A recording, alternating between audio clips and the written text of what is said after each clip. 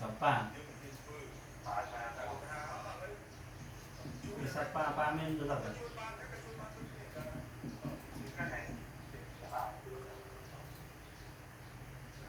từ sau bên ai cập thờ đây vô từ sau anh phở nó ao của mán và tam anh mán phở sạch tập ra bờ mình bay của bụi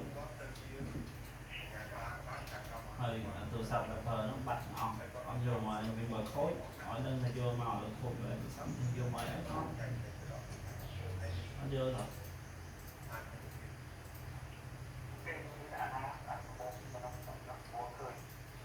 bạn là hôi mình là sao mới phi à thôi mình thấy vô màu rồi bây giờ bây giờ hả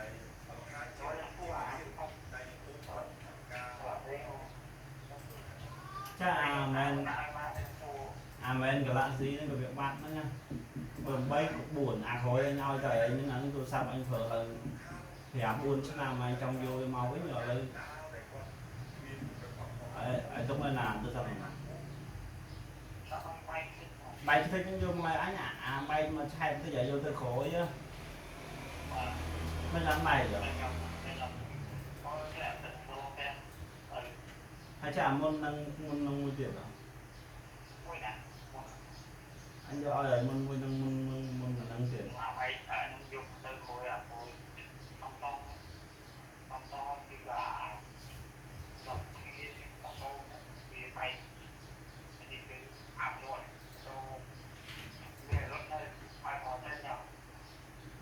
khăn nói thì vô bỏ anh nhập hưởng khởi rồi ngay này anh khôi anh vô mà anh mưa với nhà vô thơ vô rồi đây ban rồi anh thời có cái luôn tôi sắp rồi mấy năm mà vợ ông mang cho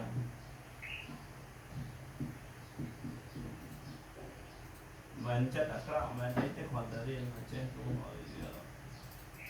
nó bỏ bộ hay cho lối khá thằng nào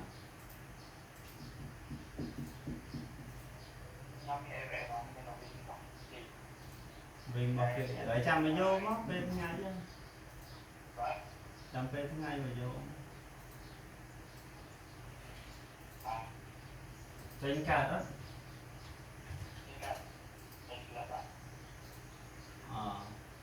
bọn nó chăm bên thứ hai mình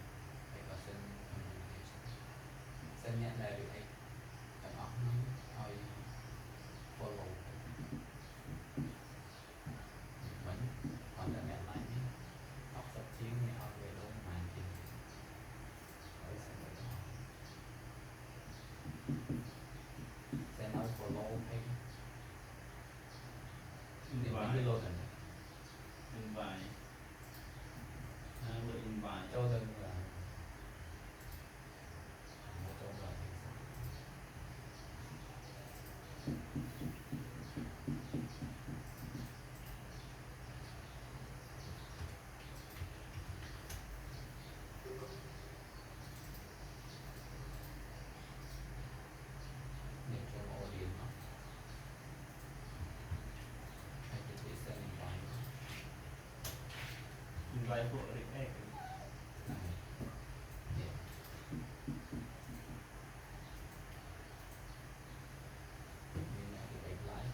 thật buồn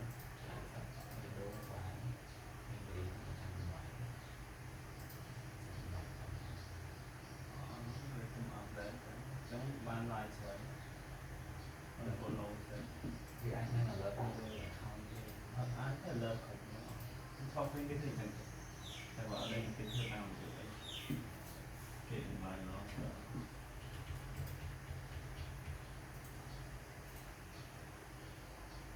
tôi mà những thời thủ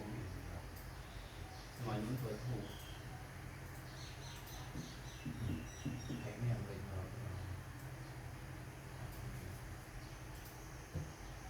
làm video đi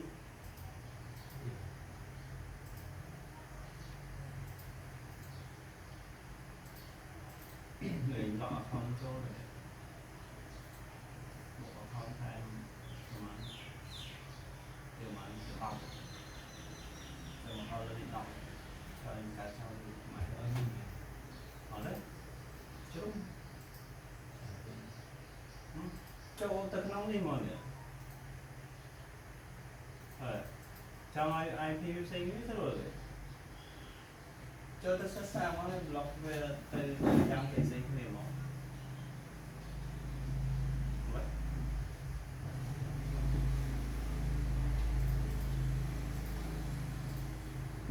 lọc sơ xa lên trong sinh nếu IP sẽ sinh gì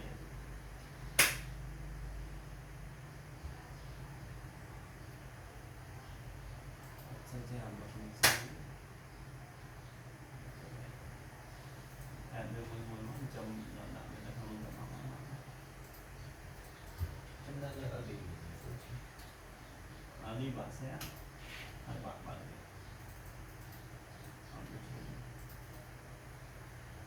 chung dùng bạn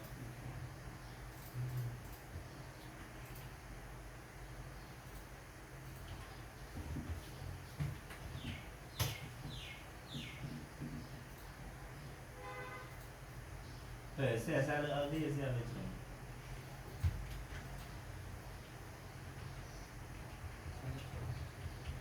xe về lúc chị bây giờ bạn đấy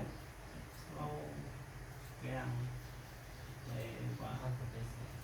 xe đó đọc đấy nó thôi mình sân bạn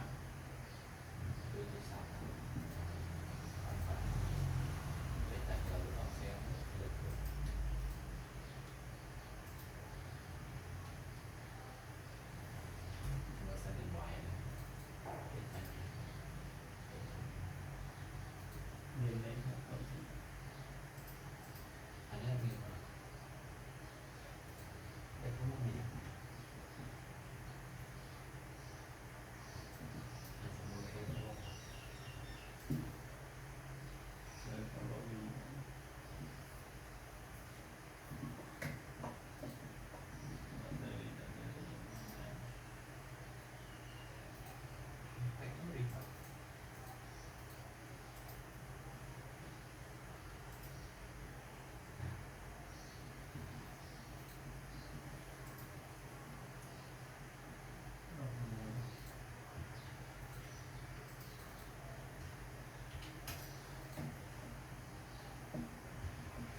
sân câu tam telegram cũng tổng đó bom tam telegram bom tam bom lại sao là mình vô ở phòng cho anh cũng điều loạn hơn điều rất là khó liên quan xe thằng nào bán cũng một cái đặc biệt đấy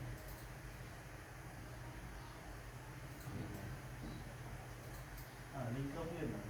thơ thải mới đang lo bệnh đọc không phải mà mình đi rồi follow các bạn các bạn giờ đó mà máy xịn nhà xe nó ngon nhà xe nó ngon nhà xe đang đây sao ăn mà sao ăn nó có quy định gì mà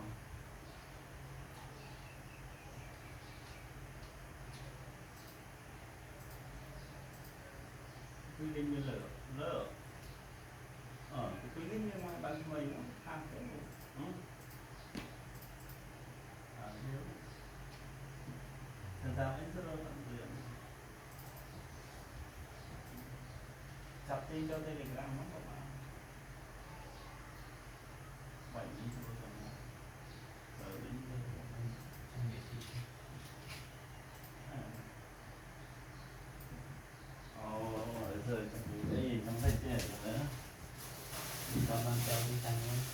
mà sao đi trắng này nó là như vậy. cho nó tục tăng từ Nè,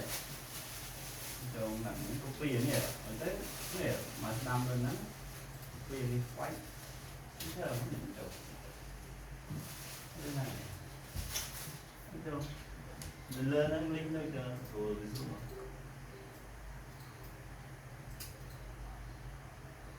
Mình khai phải xem rồi.